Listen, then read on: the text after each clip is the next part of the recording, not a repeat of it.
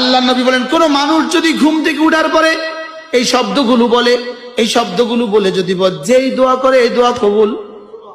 লা ইলাহা ইল্লাল্লাহ ওয়াহদাহু লা শারীকা লাহ লাহুল মুলকু ওয়া লাহুল হামদু ওয়া হুয়া আলা কুল্লি শাইইন কাদির।